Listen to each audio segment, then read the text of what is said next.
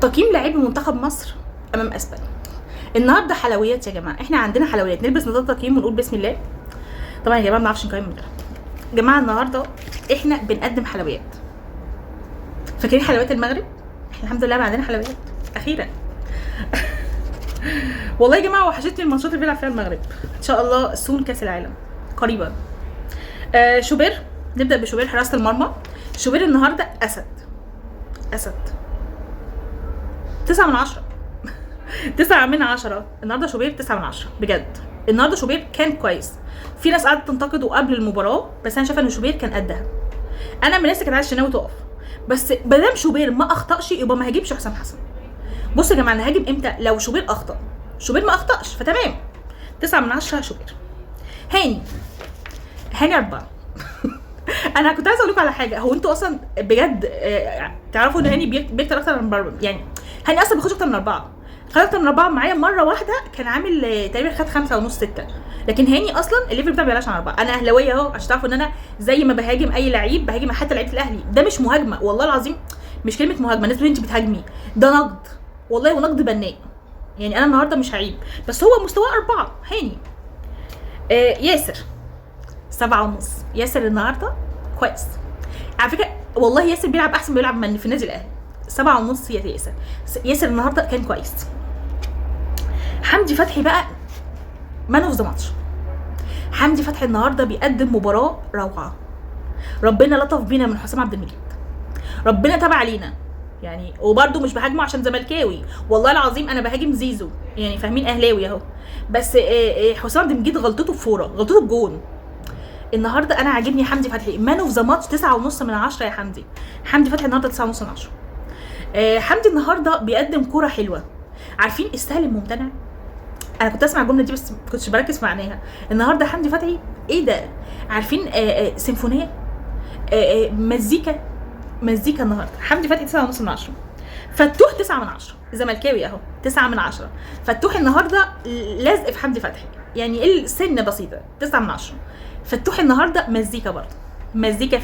فتوح على فكره من اللعيبه الكويسه قوي لما تبقى رايقه، مزاجه رايق، بيديك كوره حلوه. طبعا انا ما بحبش اللعيبه دي في العموم في المطلق، لان انا مش تحت امرك يعني فاهمين. بس هو انا ليه هو كده ما بيلعبش في يعني انا بتكلم على المستوى الطويل، وكده مش بيلعب في النادي الاهلي، بس بتكلم على المستوى يعني.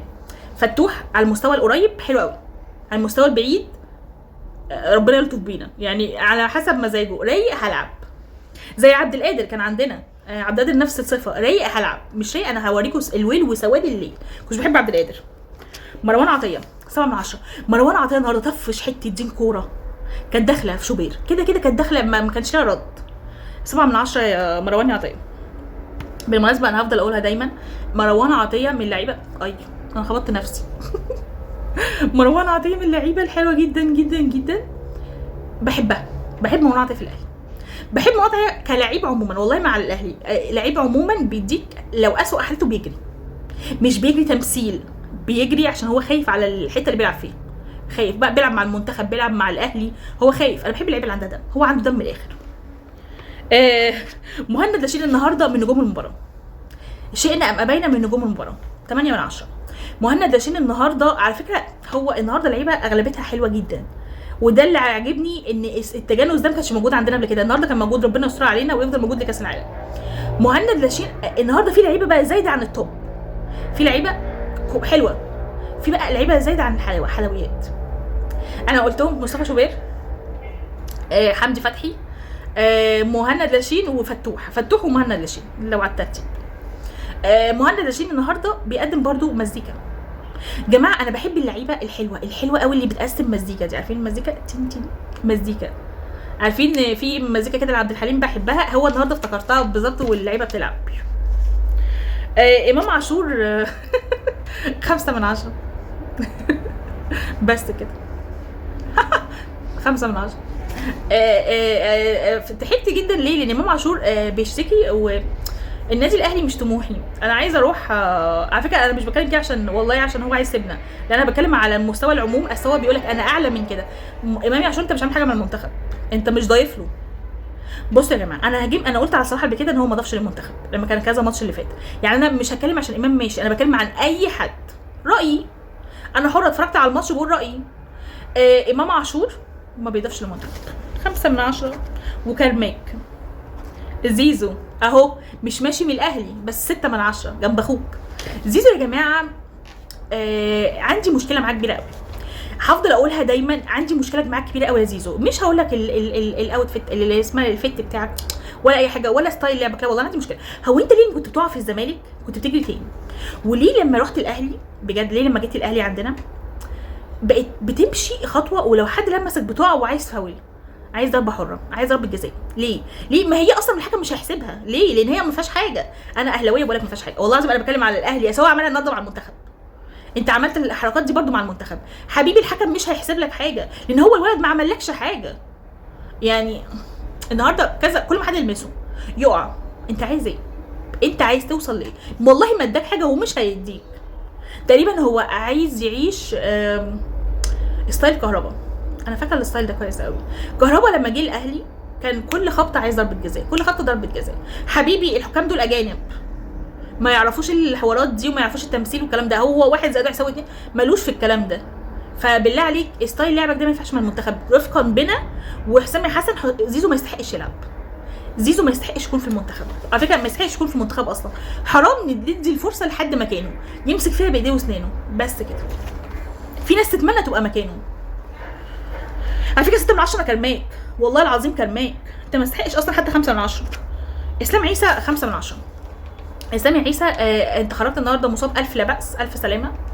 بس انت عملت تفرك والله العظيم، قعد يفرك ويحتك بالعيال بتاعه الاسبانيا. قلت هيتصاب والله العظيم، فرق والزياده ده انا قلت هيتصاب. فرق اتصاب. كان ليا نظره مش هيسيبوك يا حبيبي، فرق زياده يعني انت بتروح لهم برجليك يعني مش بيستنيهم يجوا لك.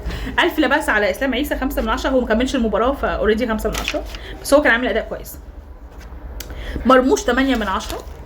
والحب جاني مرموش يا جماعه بكل ما اتذكر اسمه وافتكر الحب جاني ترند اللي طلع.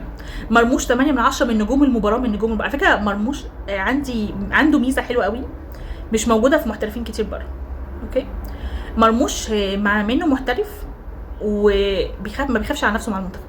في لعيبه كنت اقول لعيب في ناس عموما مش هختص باسم، لما بيبقوا راحوا احترفوا وبيجوا هنا بيشوفوا نفسهم خلاص. يعني انا هخاف على نفسي ان انا بلعب بره ويومي بملايين يعني $100,000 مليون، يومي بفلوس. يعني بيخاف على نفسه المنتخب، بيبقى جاي من المنتخب خلاص انا ملك، انا عارف ملك متوج. لكن مرموش اتصاب عندنا في المنتخب وستيل مكمل بيجي على نفسه وبيدخل على رجله ومش خايف انا حاجه. فانا بصراحه ارفع القبعه لمرموش، الحب جاني جدا، تستاهلها والله يا مرموش، يعني تستاهل تكون ترند فعلا.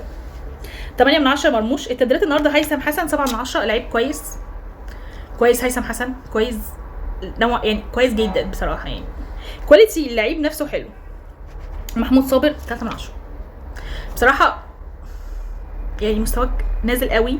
انا بحس ان حسام حسن ضم ناس، معلش في الجمله، ضم ناس ما تستاهلش شويه او خالص، مع احترامي لكل الناس، على حساب ناس تانية مش بحبها بصراحه.